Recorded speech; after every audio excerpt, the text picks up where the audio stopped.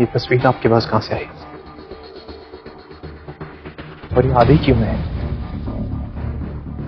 सवाल वो नहीं है, सवाल ये है कि इसे देखकर तुम्हारा इरादा बदला कि नहीं बदला ना। बड़े जिद्दी हो तुम, पर हम भी कम नहीं, हम तुम्हें यकीन दिला के रहेंगे। तुम्हें आज यहीं रुकना पड़ेगा। कल सुबह हम तुम्हें एक जगह पे ले जाएंगे जहां जाके तुम्हारा इरादा ही नहीं यकीन भी बदल जाएगा। सुनो, इन्हें गेस्ट रूम दिखा दो। कल सुबह शार्प 8 बजे हम यहाँ से निकलेंगे। सिक्योरिटी गार्ड्स उसे उसके कमरे में छोड़ के वहां से चले गए और फिर वेद बिस्तर पर गिरते ही सो गया।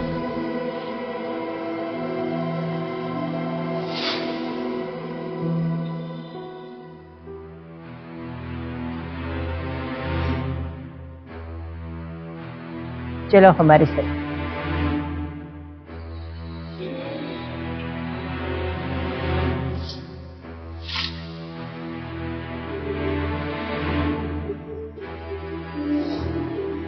मम्मी पापा चलो प्लीज, यहाँ से बाहर चलो वरना हम सब जल के मर जाएंगे। पापा छोड़ना मत, पापा पीछे ही हो ना। हाँ बेटा मैं पीछे हूँ, डोंट वरी। छोड़ना मत पापा, आप हो ना पीछे। हाँ बेटा मैं पीछे हूँ, डोंट वरी।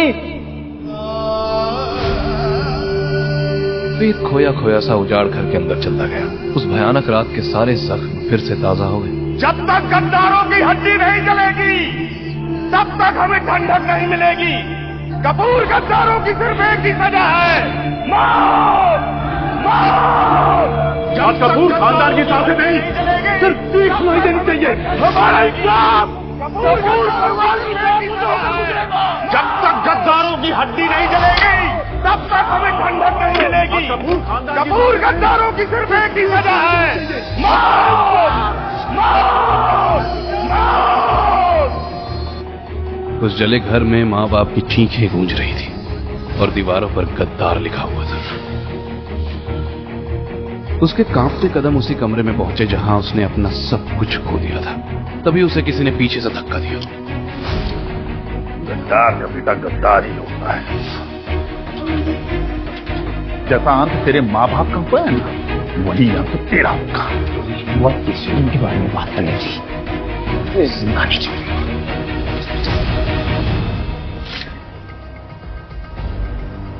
सावित्री के हाथ की छोटी पिस्टल से निकली गोली ने उस आदमी को घायल जरूर कर दिया था, पर वो फिर भी भाग निकला।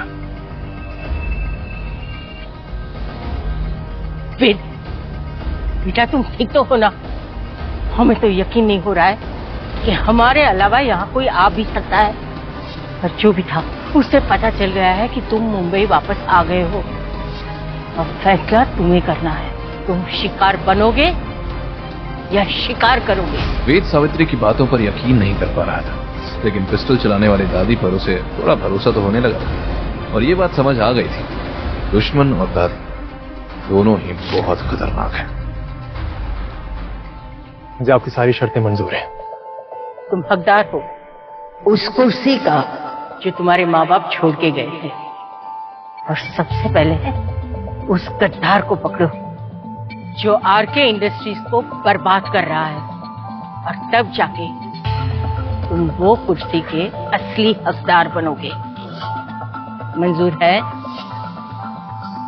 मंजूर है। गाड़ी निकालो, हम रजिस्ट्रार ऑफिस जाएंगे।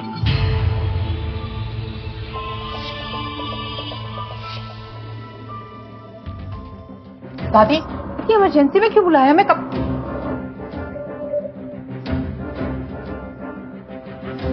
तुम यहाँ क्या कर रहे हो? मिस कीरा, सॉरी मिस कियारा, राइट? ये डिलीवरी बॉय आपके साथ क्या कर रहा है? तो तुम दोनों पहले ही मिल चुके हो, अच्छी बात है। दादी मैं समझी नहीं, ये क्या हो रहा है? ये यहाँ पे क्या कर रहा है और हम यहाँ पे क्या कर रहे हैं? इस लड़के से तुम्हारी शादी हो रही है। दादी ये कैसा गंदा मजाक है, ये लड़का ही दिल्ली।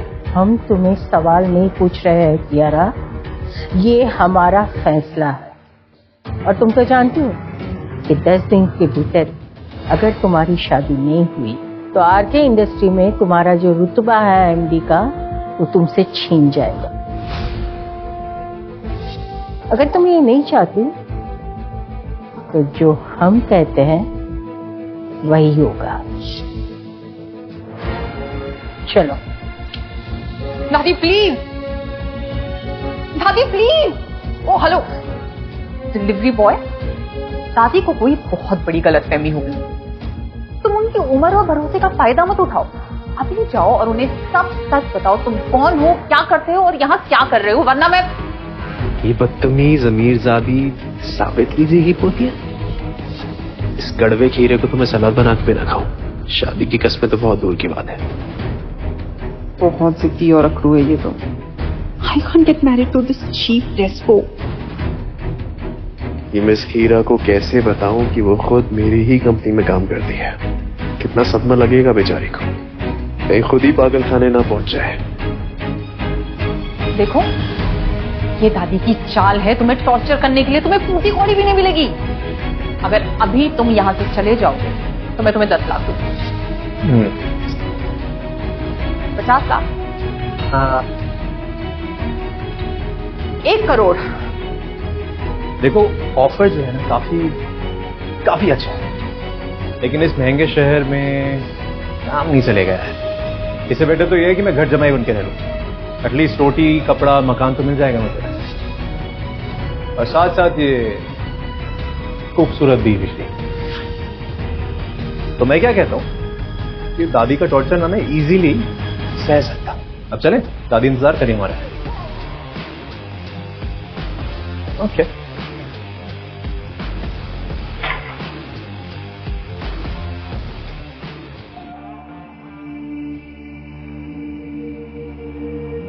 आओ कियारा, रजिस्ट्रार के सामने सिग्नेचर करो।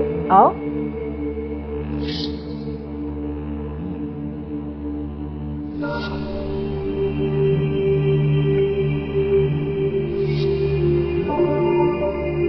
दादी आपने ये बिल्कुल अच्छा नहीं किया।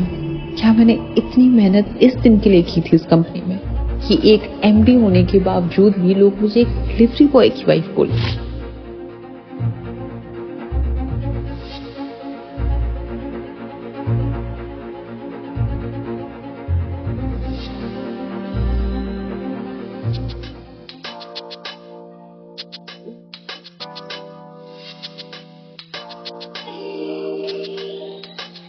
आज से तुम दोनों पति पत्नी हो। उसके मन में तूफान उठ रहा था। उसे समझ नहीं आ रहा था इस लड़के ने उन पर क्या जादू कर दिया था।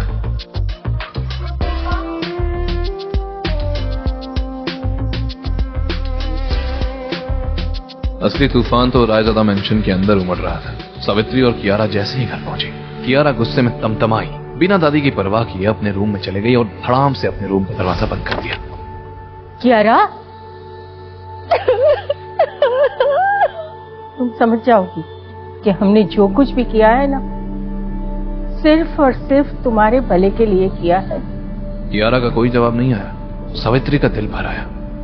आज पहली बार उसने अपनी पोती को हर्ट किया था, लेकिन वो चाहकर भी उसे सच नहीं बता सकती थी।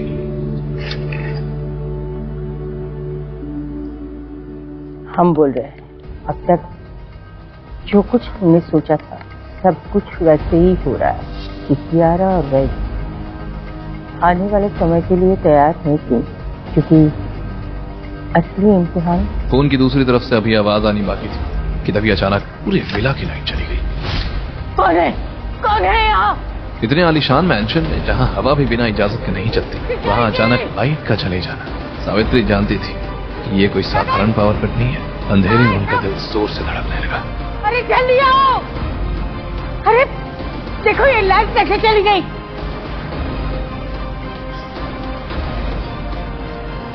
सिक्योरिटी गार्ड्स अपनी पिस्टल हाथ में लिए मैंशन का चप्पा चप्पा छान मारने लगे, और उन्हें वहां कोई भी सुराग नहीं मिला।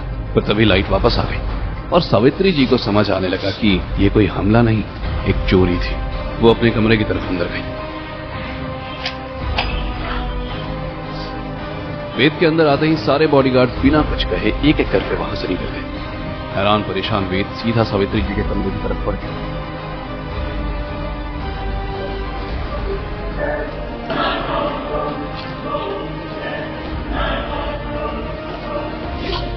ये नहीं हो सकता। दादी, आप दोनों तो मुझे वहां अकेला ही छोड़ा है, और ये सब भगदड़ क्यों मची हुई है बाहर? हाँ, आप परेशान क्यों हैं? जो फोटोग्राफ जो मैंने तुम्हें दिखाया था ना, वो यहाँ से गायब है। पर दादी, कोई चोर ये आधी अधूरी पिक्चर लेके क्यों जाएगा? क्या है उसमें ऐसा? ये सिर्फ फोटोग्राफ नहीं था, उसके पीछे एक इनविजिबल कोड लिखा गया था जो तुम्हारे माँ बाप के जाने के बाद कोई डिकोड नहीं कर पाया। वेद के इस सवाल का जवाब जब सावित्री ने दिया तो उसके पैरों तले जमीन ही खिसक गई। कौन था जिसने वेद के माँ बाप की तस्वीर चुराई थी, और क्यों? सावित्री वेद को क्या दिखाना चाहती है? क्या कियारा 10 दिन में ये शादी तोड़ देगी? क्या वेद आरके इंडस्ट्रीज के अंदर छुपे दुश्मन का पता लगा पाएगा? आगे की कहानी जानने के लिए देखें अगला एपिसोड सिर्फ पॉकेट एफएम के यूट्यूब चैनल पर, और के फॉर किंग के सारे एपिसोड्स को सुनने के लिए डिस्क्रिप्शन में दी लिंक से डाउनलोड करें पॉकेट एफएम ऐप।